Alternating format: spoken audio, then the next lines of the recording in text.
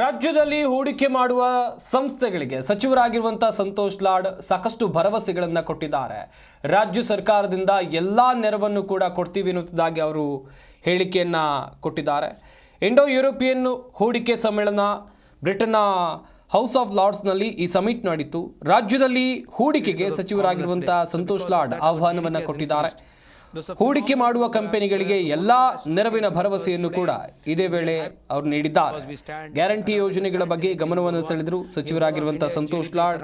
ಕರ್ನಾಟಕದಲ್ಲಿ ಹೂಡಿಕೆ ಮಾಡೋಕೆ ಸಾಕಷ್ಟು ಅವಕಾಶ ಇದ್ದು, ಹೂಡಿಕೆ ಮಾಡೋಕೆ ಮುಂದೆ ಬರುವಂತಹ ಸಂಸ್ಥೆಗಳಿಗೆ, ಕಂಪನಿಗಳಿಗೆ ಎಲ್ಲ ನೆರವನ್ನ ನಮ್ಮ ಕರ್ನಾಟಕ ಸರ್ಕಾರದಿಂದ ನೀಡಲಾಗುತ್ತೆ ಅಂತೇಳಿ ಕಾರ್ಮಿಕ ಸಚಿವರಾಗಿರುವಂಥ ಸಂತೋಷ್ ಲಾಡ್ ಅವರು ಹೇಳಿದರು. ಬ್ರಿಟನ್ನ ಹೌಸ್ ಆಫ್ ಲಾರ್ಡ್ಸ್ನಲ್ಲಿ ನಡೆದ ಇಂಡೋ ಯುರೋಪಿಯನ್ ಹೂಡಿಕೆ ಸಮ್ಮೇಳನದಲ್ಲಿ ಮುಖ್ಯ ಭಾಷಣಕಾರರಾಗಿ ಸಂತೋಷ್ ಲಾಡ್ ಮಾತನಾಡಿದರು.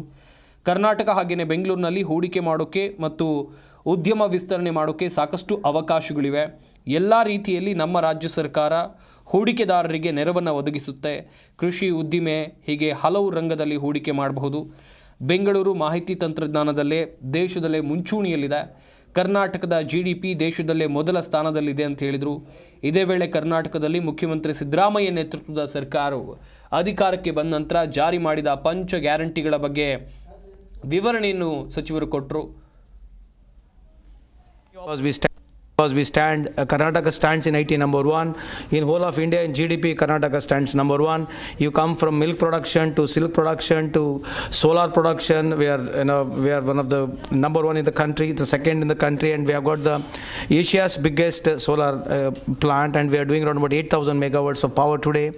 Apart from IT, we have got BT biotechnology also is tremendously doing well in Karnataka, and especially even if you come to steel, India produces around 140 million steel, where Karnataka contributes around about 22%. So in Karnataka as such has got a great potential. We have got around about 750 multinational IT companies, more than 5,500 IT companies. We have got around about 57 medical colleges, 257 engineering colleges. So why I'm giving these figures is basically you've got a skill set there. What is advantage coming into Karnataka is got a skill set. So any walk of the life you come, Karnataka has got a great opportunity.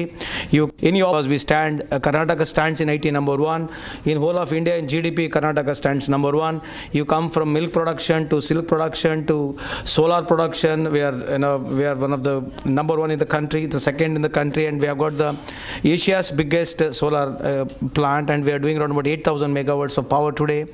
Apart from IT, we have got BT biotechnology also is tremendously doing well in Karnataka, and especially even if you come to steel, India produces around about 140 million steel, where Karnataka contributes around about 22%. So in Karnataka as such has got a great potential. We have got around about 750 multinational IT companies, more than 5,500 IT companies. We have got around about 57 medical colleges, 257 engineering colleges. So why I'm giving these figures is basically you've got a skill set there. What is advantage coming into Karnataka is got a skill set. So any walk of the life you come, Karnataka has got a great opportunity. We stand, Karnataka stands in IT number 1 in whole.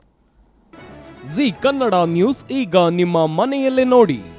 ಎಲ್ಲ ಕೇಬಲ್ಗಳಲ್ಲಿ ಈಗ ಲಭ್ಯ.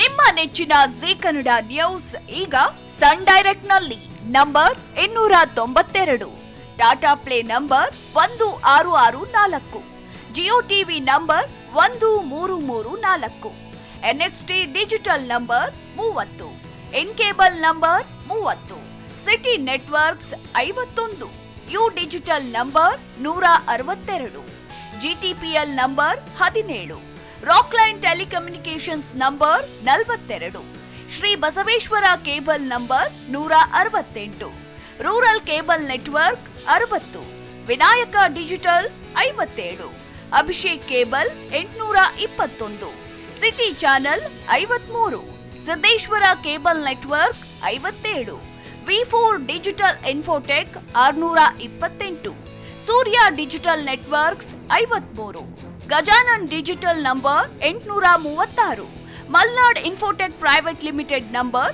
56, Metrocast number 830, Victory Digital number 167ರಲ್ಲಿ ನೋಡಿ ಆನಂದಿಸಿ.